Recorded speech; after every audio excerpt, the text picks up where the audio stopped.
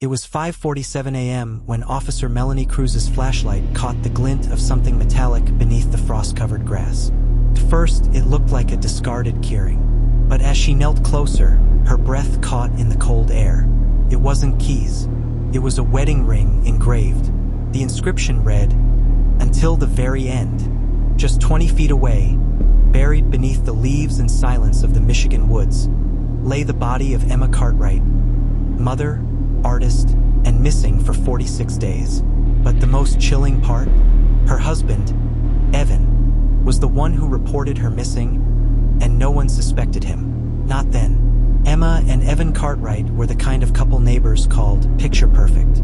They lived in the small town of Rockridge, Michigan, population just under 9,000. White picket fence, 2 kids, Christmas lights strung before Thanksgiving. Evan was a mechanical engineer. Emma, a watercolor painter known for her moody depictions of rural life. They had what most people would call a quiet life. But inside the Cartwright house, quiet often meant distance. Evan worked long hours. Emma painted late into the night. Their smiles never reached their eyes anymore, and when they touched, it felt rehearsed. Still, to friends and neighbors, they were the couple who had it all.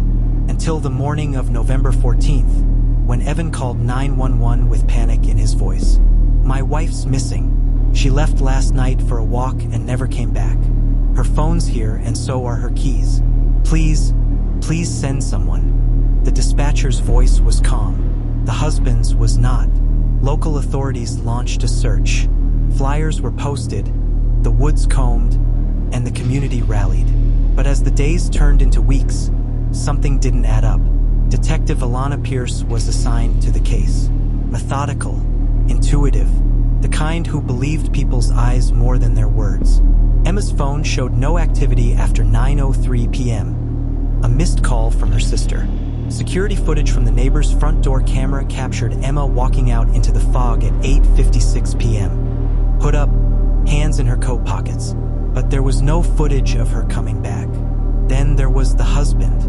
Evan seemed devastated, crying at press conferences, pleading for help on social media. But in private, his behavior was detached. He kept going to work, never missed a shift, didn't ask for updates. When asked if Emma had been depressed, Evan hesitated. She'd been distant. She wasn't herself lately. He blamed stress, family pressure, artistic burnout. But Emma's sister didn't buy it. Emma wasn't distant. She was scared. Emma had secretly reached out to a divorce lawyer just 6 weeks before her disappearance. She hadn't filed, but she had questions. About custody, about finances, about what would happen if she left a man who, in her words, could be loving or cruel depending on the hour. Emma never told her family everything. She'd always been protective of Evan's image, but in bits and pieces she'd dropped hints. About the slammed doors, the shouting behind closed windows, about how sometimes Evan would go eerily quiet when he was angry, not yelling, not hitting, just watching. "He never hit me," she once told her sister, "but sometimes I wish he would. At least then it would be clear."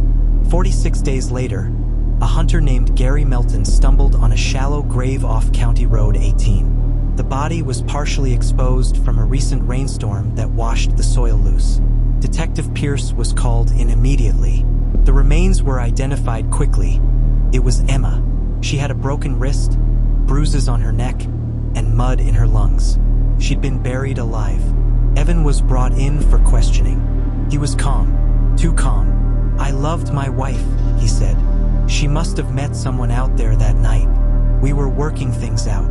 But Pierce noticed something.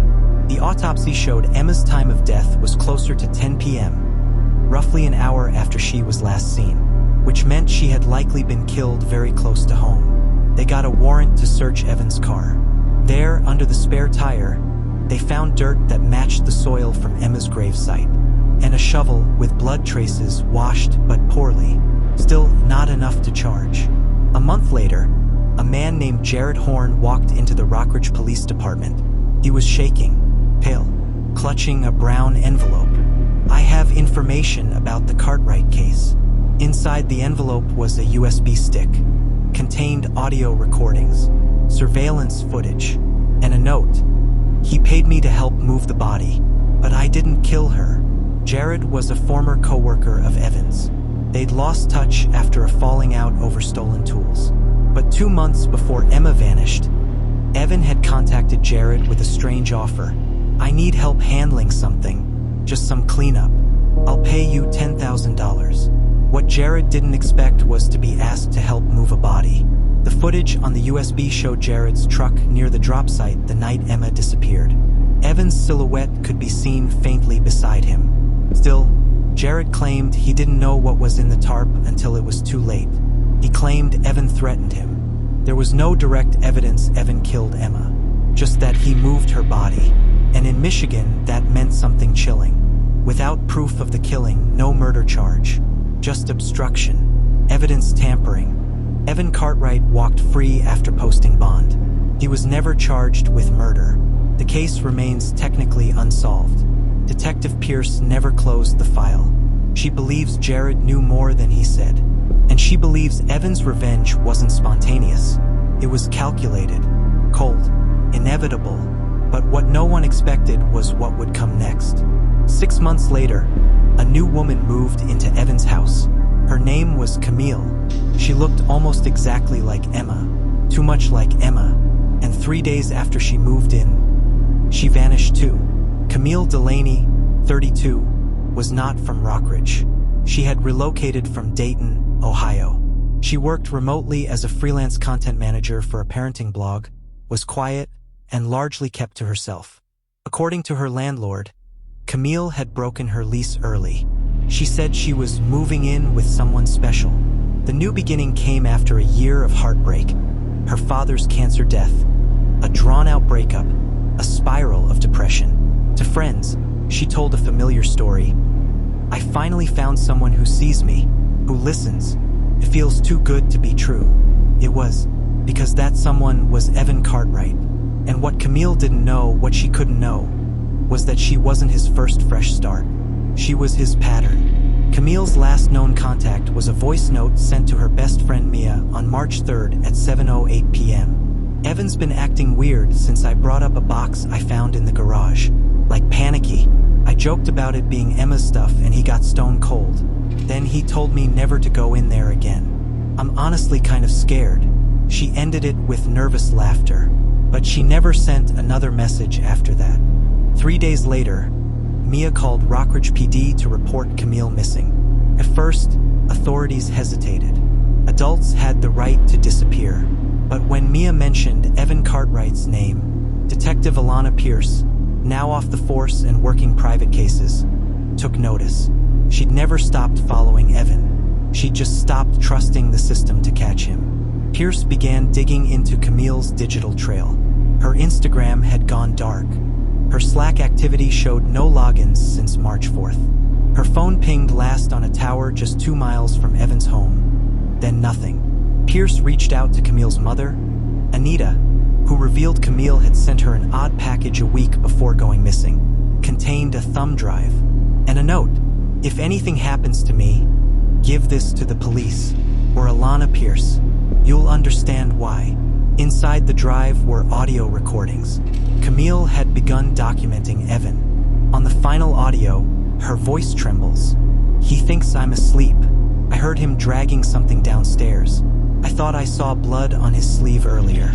I don't want to believe this, but I think he's done something before. I think he's done it again. Pierce contacted the current lead detective, and reluctantly, the police agreed to search Evan's home again. This time, under mounting media pressure, they brought cadaver dogs. The dogs alerted at the basement door, but the basement had been freshly renovated.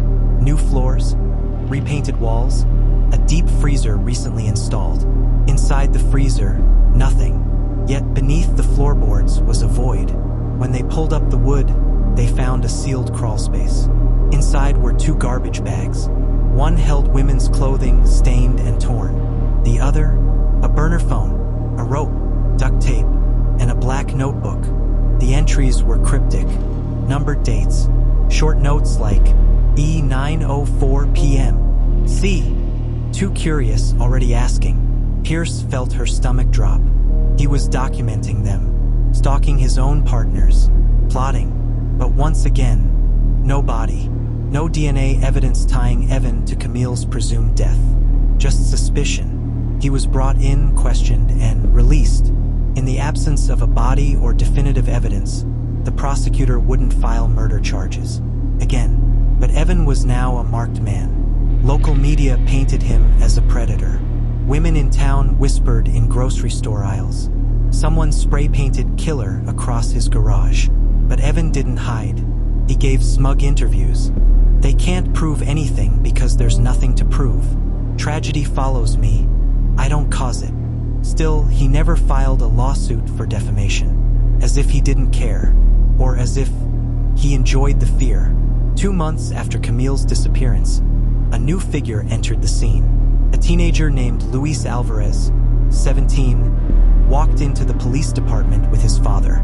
Luis had been working with a demolition crew clearing out an abandoned barn 2 counties over, on a property once owned by Evan's uncle, now deceased. Behind a false wall in the barn storage room, Luis found a plastic storage bin sealed with industrial tape. Inside, a purse, women's shoes, a phone case, all items matching Camille Delaney's possessions. But no body. Still, this changed everything. Now there was a second location, a secret property, a storage setup, and the potential of premeditation. But when authorities arrived, the barn had been burned to the ground. Just 24 hours after Luis made the discovery public, the fire was ruled arson. No fingerprints, no cameras. Evan claimed he didn't even know the barn still existed. I haven't been there in years. Total coincidence. Detective Pierce now believed Evan was escalating. From hiding bodies to erasing them. From charming strangers to baiting victims. Each woman looked eerily alike. Each woman isolated before disappearing. And each disappearance followed by calm, detached Evan. She built a timeline, pattern, even reached out to a forensic psychologist. The profile matched a cold, organized predator, a narcissist who enjoyed control and silence. Then Pierce got a call from Camille's mother. Her phone bill had arrived. Someone had called the number of a motel in Nevada 3 times. The motel's name? Valley Pines Motor Inn. Camille had never been to Nevada, but someone had used her identity to book a room there. 2 weeks ago, Pierce boarded a flight.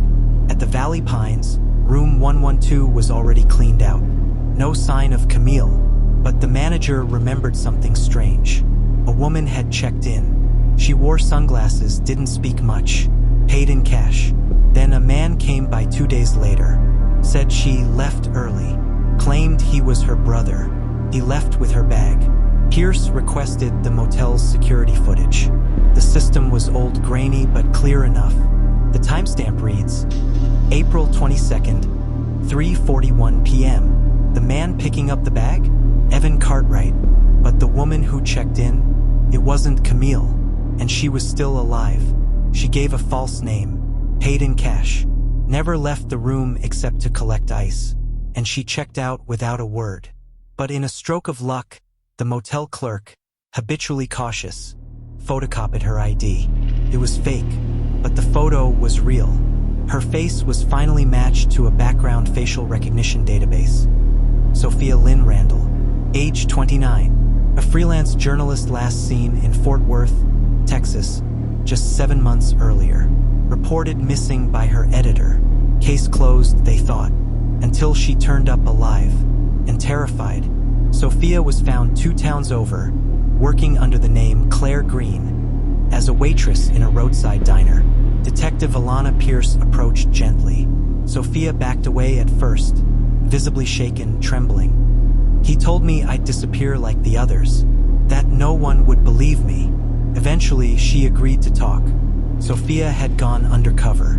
She was researching a story on domestic coercion and undetectable abuse, the subtle, slow-drip tactics abusers use to isolate their partners. In her research, she stumbled on Emma Cartwright.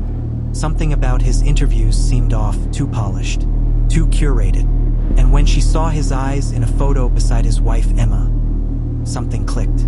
She posed as a woman seeking companionship on a grief support forum. He reached out first. Within weeks, they were texting daily. Within 2 months, he'd invited her to stay with him. Sophia accepted, but secretly, she was documenting everything. Audio logs, GPS data, journal entries. Sophia confirmed what Pierce suspected. Evan used silence as punishment. He controlled Camille's emails before she vanished. He gaslighted both women, rearranging furniture, erasing messages, making them question their reality. He referred to his first wife, Emma, only once. She was stubborn, never knew when to stop. One night, she watched him carry something out to the shed. She followed. Inside, she saw bags, ropes, zip ties, a sealed plastic container. She fled the next morning, but Evan was already suspicious. "You're not who you say you are you?" So she vanished before he could. She left everything behind. Fake ID, burner phone, the illusion.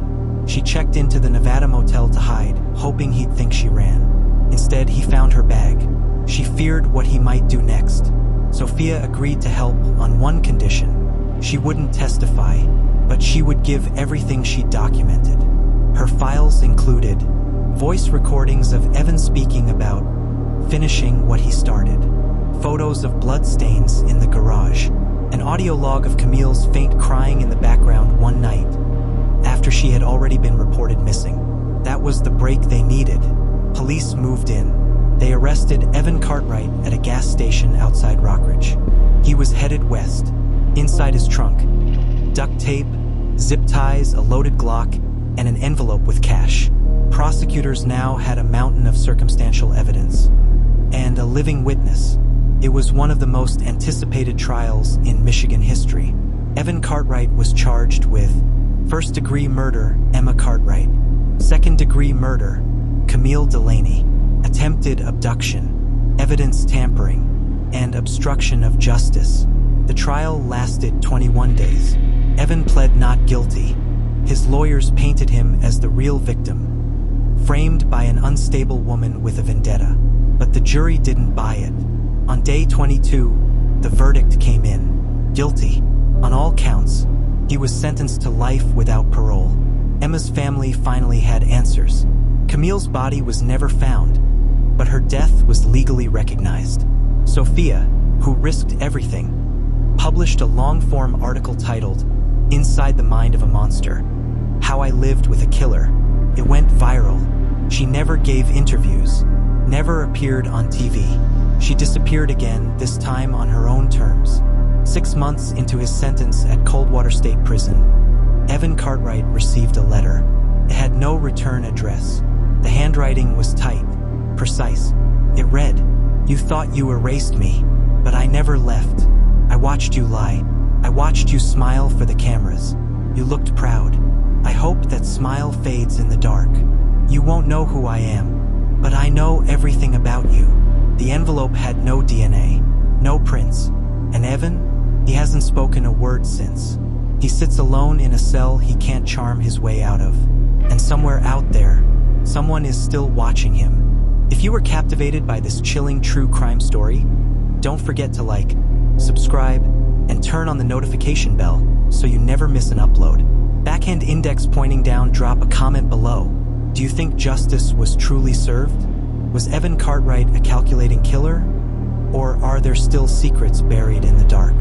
Magnifying glass tilted left, share this video with a fellow true crime enthusiast, because sometimes the most ordinary faces hide the darkest truths. And remember, not all monsters hide in the shadows. Some live right next door.